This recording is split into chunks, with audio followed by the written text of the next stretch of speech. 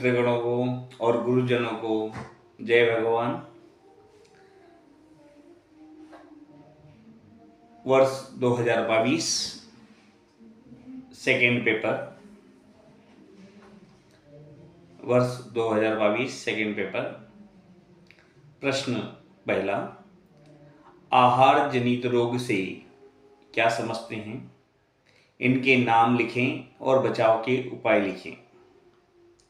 प्रश्न है, आहार जनित रोग से क्या समझते हैं? इनके नाम लिखें और बचाव के उपाय लिखें। उत्तर, आहार जनित रोग यानी दूषित भोजन के खाने से होने वाले रोग। आहार जनित रोग दो प्रकार से हो सकते हैं। पहला, खाद्य पदार्थ में कुछ ऐसे जीवाणु, वायरस, कीटाणु, बैक्टीरिया के होने की वजह से आहार जनित रोग होते हैं।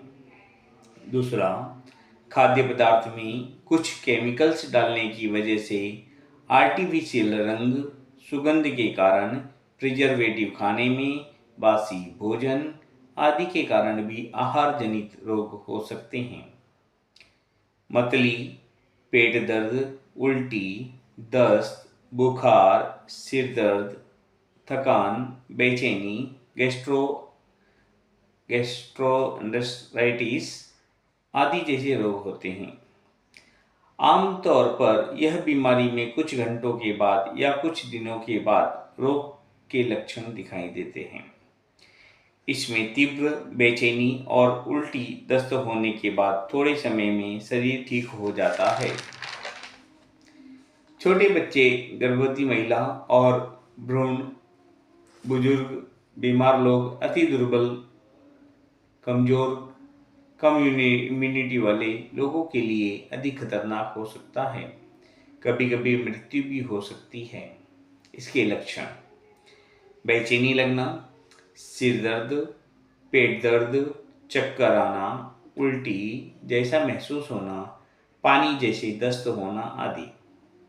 उपचार: सबसे पहले नमक वाला पानी पिलाकर उल्टियां कराएं।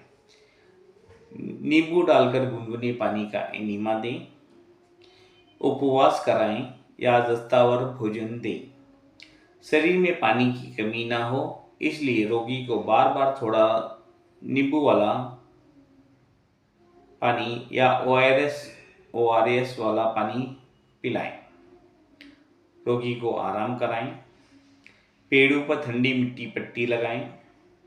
ठोस आहार ना दें। आंवला, हल्दी, सौंफ का रस पिलाएं।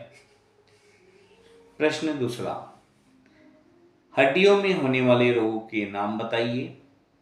आर्थराइटिस के कारण, लक्षण व प्राकृतिक चिकित्सा लिखिए। प्रश्न दूसरा, हड्डियों में होने वाले रोगों का नाम बताइए। आर्थराइटिस के कारण, लक्षण व प्राकृतिक चिकित्सा लिखिए। उत्तर, हड्डी मानव शरीर को ढांचा और मजबूती प्रदान करती है, जो कैल्शियम और खनिजों से बनी होती है। इस हड्डी में विकृति, विकार या चोट की वजह से कई प्रकार के रोग होते हैं, जैसे कि हड्डी का टीबी, स्पॉन्डिलाइटिस, सर्वाइकल, लंबर, गठिया, ऑस्टियोपोरोसिस जिसमें खोखलापन हो जाता है हड्डियों में, bone cancer, arthritis, uric acid बढ़ने से, फ्रैक्चर, रिकेट्स, बच्चों की बीमारी होती है रिकेट्स। आर्थराइटिस, यह रोग बुजुर्गों में अधिक पाया जाता है, पर गलत लाइफ स्टाइल की वजह से युवाओं में भी यह रोग पाया जाता है। इस रोग में जोड़ों में यूरिक एसिड बढ़ जाता है। यह बहुत सारे प्रकार के आर्थराइटिस होते हैं। लक्षण: जोड़ों में दर्द एवं सूजन होना, खून में हीमोग्लोबिन की कमी होने लगती है, बुखार आना, पैर के अंगूठे व अंगुलियों में सूजन व दर्द का होना। कारण: कार्टिलेज का कमजोर होना, मोटापा की वजह से, ब्लड में वात का बढ़ना, ब्लड में यूरिक एसिड का बढ़ना, किडनी का कमजोर होना, junk food, fast food, sea food, मांस आदि का अधिक सेवन करना। इसके प्राकृतिक उपचार: यूरिक एसिड बढ़ाने वाले खाद्य पदार्थों का सेवन कम करें। कैस्टर ऑयल या तिल के तेल से जोड़ों की मालिश करें। फिटकरी मिले गर्म पानी में कपड़ा भिगोकर जोड़ों की सिकाई करें। कटी स्नान, मेहन स्नान और एनिमा लें।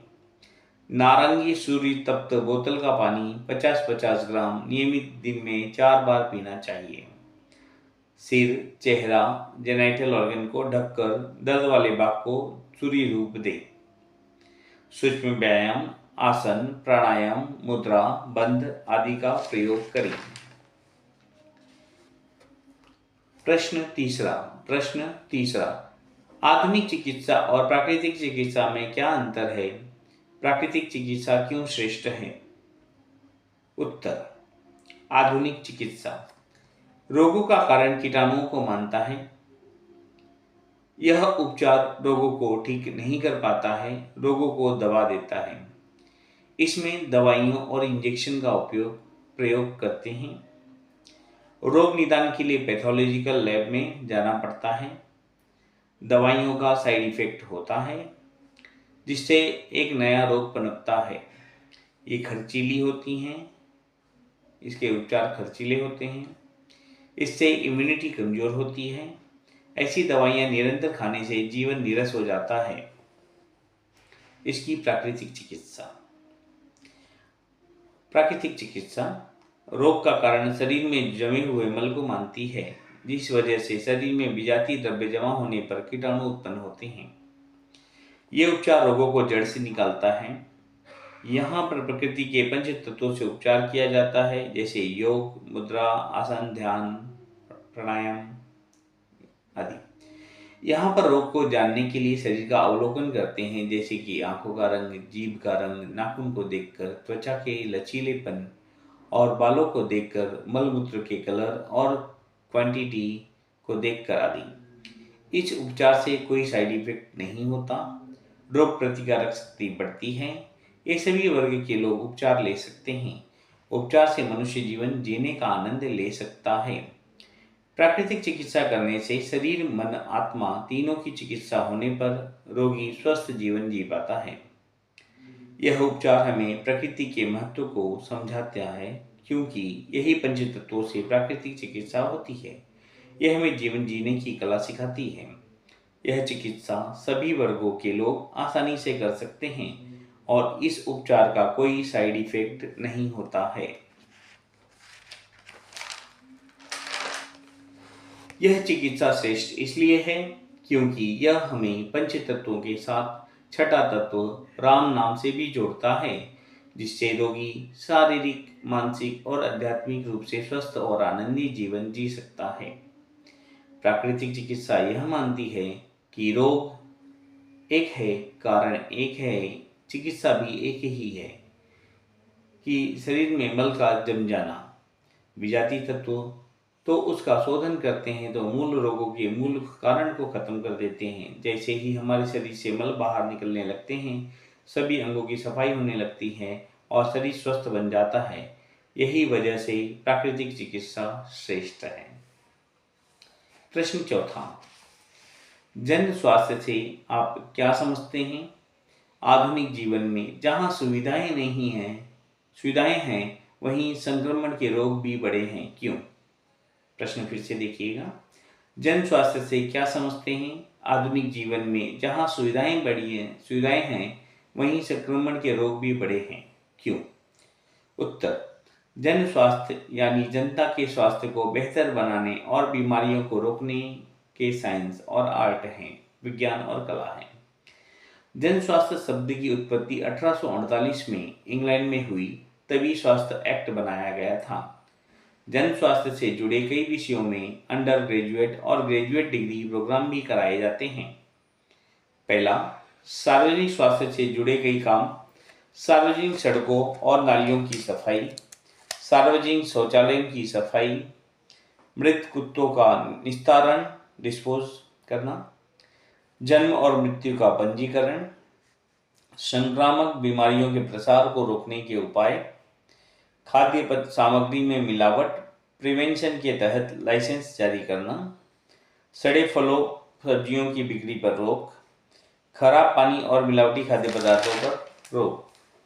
विषय हेल्थ पॉलिसी और मैनेजमेंट। पहला हेल्थ पॉलिसी और मैनेजमेंट, दूसरा इन्फेक्शन डिसीज, तीसरा पब्लिक हेल्थ न्यूट्रिशन, चौथा पेंडेमिक महामारी, पांचवा एनवायरमेंटल हेल्थ साइंस, छठा सोशल बिहेवियर।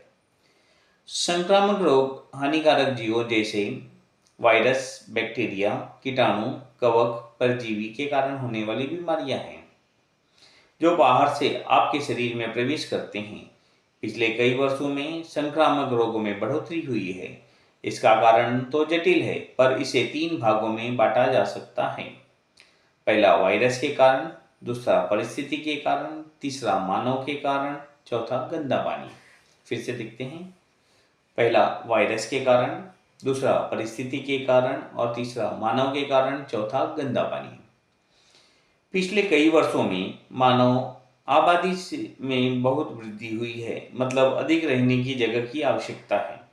इस वजह से पेड़ को काट कर जंगल बनाया, पहाड़ों में रहने को जगह बनाने लगे और पर्यावरण खराब होने लगा। बहुत सारी आबादी झोपड़पट्टी में रहती है, वहाँ पर सूर्य प्रकाश की कमी, खुली गटर नालियाँ होती हैं, संक्रामक रोग का पूरा माहौल होता है। केमिकल्स वाले प्रिजर्वेटिव, आर्टिफिशियल रंग, सुगंध वाले केक, बिस्किट, मिलावट वाले अनाज, युवाओं में जंक फूड का चलन, खुली रेकड़ी वालों के हाथ से बने खाने जहाँ पर बहुत गंदगी होती है। फैशन के चलते सिंथेटिक कपड़े और स्किन में बैक्टीरिया उत्पन्न कर सकते हैं। एक दूसरे के कपड़े पहनना, मॉडर्न युवाओं में चुंबन का चलन, रेड लाइट एरिया में गर्मी निरोधक के बगैर सेक्स करना, HIV युवाओं में फैल रहा है।